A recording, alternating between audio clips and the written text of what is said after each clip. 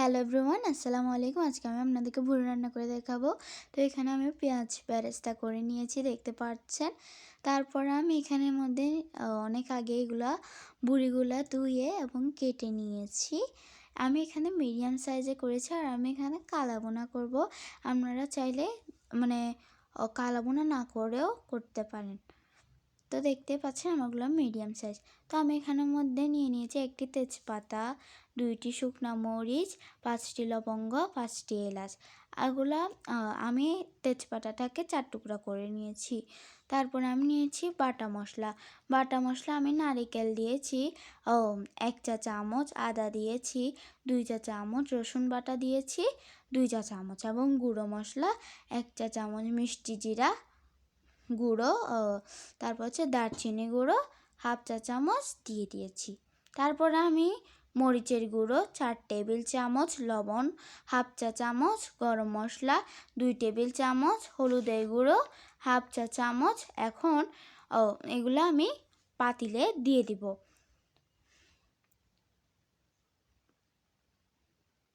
তারপর এখানে আমি আগে থেকে করে রাখা সেই বেরেস্তাগুলোকে দিয়ে দিব। তারপরে আমি একটা মাঝারি সাইজের বড় কিংবা মাঝারি সাইজের একটি পেঁয়াজ নিয়ে নিব, যেটা আমি পেস্ট করে নিচ্ছি। পেস্ট করে দেখেন আমি নিয়ে এসেছি ভিডিওর সামনে। এখন এটাও আমি পাতিলের মধ্যে ঢেলে দেব। তারপরে আমি সবগুলো মাখানোর জন্য প্রস্তুত করছি। এখন আমি সবগুলোকে ভালোভাবে মাখিয়ে নিব, যাতে সবগুলোর গায়ে ভালোভাবে মশলাটুকু লেগে যায়। তারপরে দেখুন আমি অনেক সুন্দর করে মেখে নিয়েছি। এখানের মধ্যে আমি পেঁয়াজের কলি এবং মরিচ দিয়ে দিচ্ছি। পেঁয়াজের কলি 2টা কুচি করে এবং মরিচ দিয়ে দিচ্ছি 4টা মাঝখান থেকে ফাটা করে। এখানে আমি তেল দিয়ে দিচ্ছি 3 টেবিল চামচ এবং তেল দিয়ে তারপর আমি এখানের মধ্যে চায়ের কাপে 2 কাপ মতো পানি দিয়ে দিয়েছি, যাতে করে ভুড়িগুলো সিদ্ধ হয়ে যায়।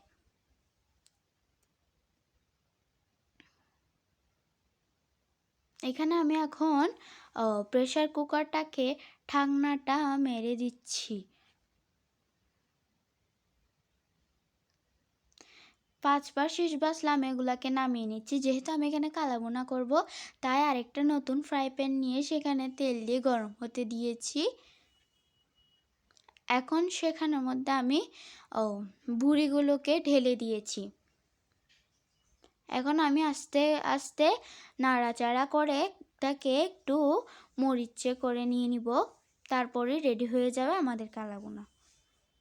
দেখতেই পাচ্ছেন অনেকটা লাল হয়ে এসেছে এবং ঘন হয়ে এসেছে। আমি এ পর্যায়ে এসে আরেকটু নেড়ে দিব। তারপরে দেখতে পাচ্ছেন অনেকটা লাল হয়ে এসেছে নাড়তে এবং করতে। ঢাকনা দিয়ে আবার ফিরে এসেছি আমি। দেখতেই পাচ্ছেন ফাইনাল লুকটা কত বেশি সুন্দর আসতেছে আস্তে আস্তে। আপনারা দেখতে পাচ্ছেন। এবার ঢাকনাটা খুলে দেখাচ্ছে আপনাদেরকে কতটুকু ঠিক সুন্দর হয়েছে। আমার এই ভুড়ি রান্নাটা কতটুকু আপনাদের ভালো লাগছে কমেন্ট সেকশনে এসে অবশ্যই জানাবেন। এখন আমি একটা বাসনের মধ্যে এটা বেড়ে নিচ্ছি। দেখতে পাচ্ছেন। ভালো লাগলে একটা লাইক করে দেবেন এবং একটি শেয়ার করে নিচে কমেন্টে জানাবেন। সাবস্ক্রাইব করে দিবেন। তারপর আমি পাতিলের মধ্যে নিয়ে নিয়েছি এবং সেখানের মধ্যে কিছু সাজানোর জন্য ধনেপাতা দিয়ে দিয়েছি। এবার দেখতে পাচ্ছেন আমাদের সেই ভুড়িগুলো কত বেশি সুন্দর হয়েছে।